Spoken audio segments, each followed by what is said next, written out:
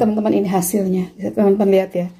Ini tuh mulus gitu dan apa ya? Ini nih apa namanya? Elastis banget ya, elastis. Kalau ditarik elastis. Bagus ya, nih bagian belakangnya kayak gini dan bagian depannya mulus banget kayak gini. Bagus banget. Ya. Tuh kan?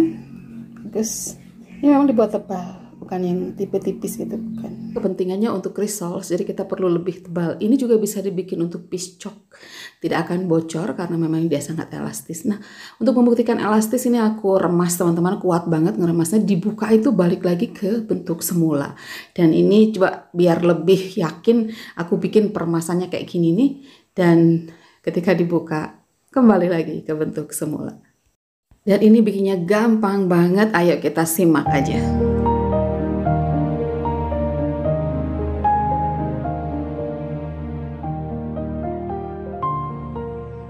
Kita siapkan wadah, kemudian masukkan terigu sebanyak 500 gram atau setengah kilo dan tambahkan sekitar 1 sendok teh garam pada terigu ini.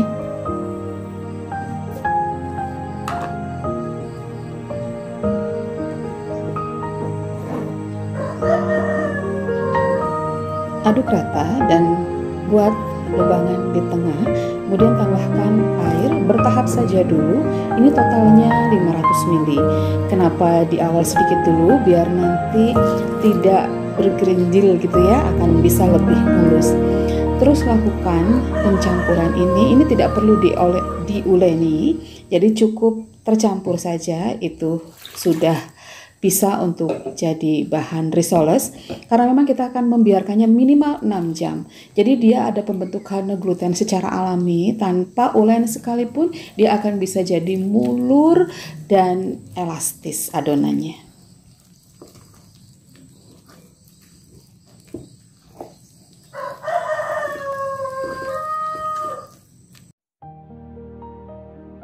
Aduk-aduk terus sampai rata, kemudian bersihkan sekelilingnya dan kita akan menutupnya sampai minimal 6 jam. Tapi nanti kita akan cek ketika sudah 1 jam, ini 1 jam ya, seperti apa, apakah sudah ada perubahan, kita lihat. Yuk kita tarik aja, bisa dilihat apakah sudah mulai elastis. Nah ini kan sudah kelihatan, sudah mulai elastis, tapi ini masih kurang kalau untuk pembentukan kulit lumpia. Nah kalau untuk risoles sebetulnya udah bisa, tapi kalau ingin lebih mulus lagi, kita tutup kembali dan kita biarkan selama 6 jam ke depan.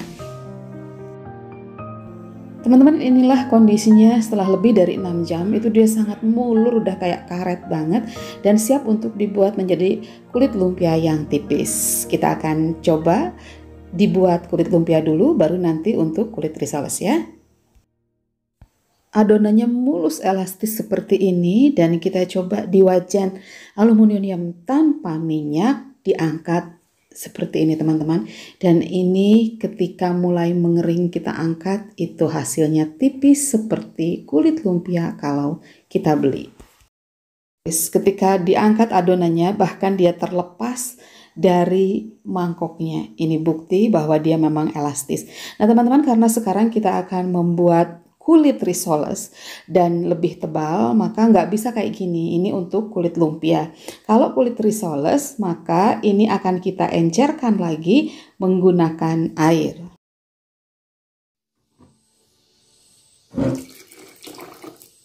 Penambahan air ini sedikit demi sedikit sampai didapatkan kekentalan yang diinginkan. Jadi silahkan aja, kalau teman-teman ingin lebih tipis tentunya dibuat lebih encer. Tapi karena aku inginnya kulit risolesnya lebih tebal dan empuk, maka aku buatkan dia lebih kental. Kita mulai cetak dengan menggunakan wajan keramik atau apapun yang anti lengket ya teman-teman. Dan ini dibuat ukuran yang sedang, jadi aku menggunakan juga ini kawat atau penahan ya, yang bagian bawahnya itu tidak solid sehingga nanti bisa cepat atus ya, cepat mengering bagian bawahnya dan bagian atas sehingga nanti mudah untuk menumpuknya. Nah teman-teman, kalau sudah seperti ini kita bisa tumpuk. Lakukan terus sampai adonannya habis dan kita bisa mendapatkan banyak kulit risoles. Hasilnya sangat memuaskan. Kulit risoles ini elastis, ketika ditarik tidak mudah robek, ketika diremas kembali ke bentuk semula, dan yang penting ini rasanya empuk banget.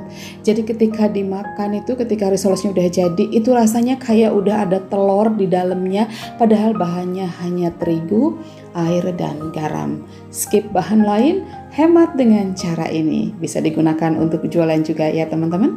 Baiklah, terima kasih. Kita sudah selesai untuk berbagi mengenai bagaimana cara membuat kulit lumpia yang seperti karet, elastisnya tetapi rasanya enak banget. Semoga bermanfaat. Jangan lupa untuk tetap berbagi, berbuat manfaat pada sesama. Saya Lilis Rahma mengucapkan terima kasih. Assalamualaikum warahmatullahi wabarakatuh.